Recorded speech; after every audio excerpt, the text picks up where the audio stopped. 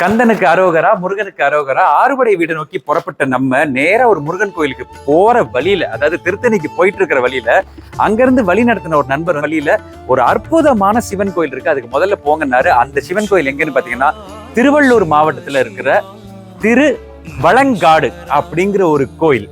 அந்த கோயில்ல இருக்க சுவாமி பாத்தீங்கன்னா வண்டார் குழலி சமேத வட ஆரண்யேஸ்வரர் அப்படிங்கிற ஒரு அற்புதமான கோயில்.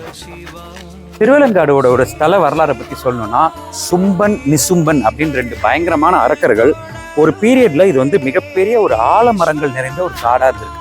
அவங்க என்ன பண்ணிருக்காங்க, இங்க வந்து கொடுமைப்படுத்திருக்காங்க பல மக்களையும், இன்க்ளூடிங் தேவர்களையும். அப்ப எல்லாரும் போய் சாமிகிட்ட வர இருக்கவும், பார்வதி தேவி அவங்க கண்ல இருந்து கொடுத்த ஒரு அவதாரமா காளி வந்து உக்கிரமா இந்த பகுதியில வந்து இந்த சும்பனி நிசும்பனியும் பயங்கரமா அவங்கள வதம் பண்ணிருக்காங்க. வதம் பண்ண கையோட என்ன ஆயிடுச்சு, அவங்களோட அந்த அரக்கர்களோட ரத்தம்லாம் குடிச்சதால காளி வந்து பயங்கர உக்கிரமாயிட்டாங்க.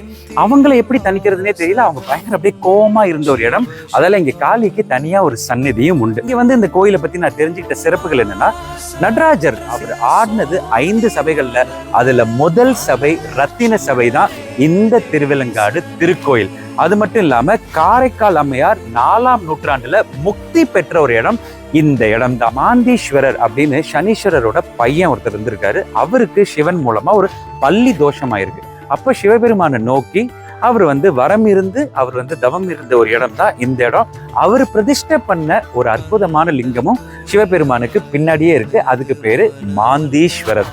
ஸோ என்னென்னமோ கோயில்கள் எங்கெங்கயோ தேடி போயிட்டு இருக்கோம். நானும் பாருங்க ஆறுபடை வீட்டை நோக்கி புறப்பட்டேன். ஆனா இந்த திருவலங்காட்டுல வந்து வட ஆரண்யேஸ்வரரை பார்த்து இன்னைக்கு வணங்கணும்னு இருக்கு. கண்டிப்பாக நீங்க எல்லாம் வரணும். ஆறுபடையில ஆரம்பிச்ச நானு முதல்ல சன்னை பார்க்கறதுக்கு முன்னாடி டேடியை பார்க்கணும்னு இருந்திருக்கு, பார்த்தாச்சு. இப்ப அடுத்து நம்ம ஆறுபடை வீட்டை நோக்கி புறப்படுவோம். கந்தனுக்கு அரோகரா.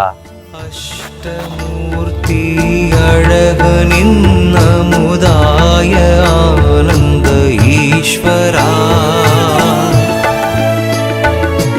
அமுதம் தந்து பசியை தீர்த்தாய் தாயும் நீயே சிவ சிவா, தாயும் நீயே சிவ சிவா.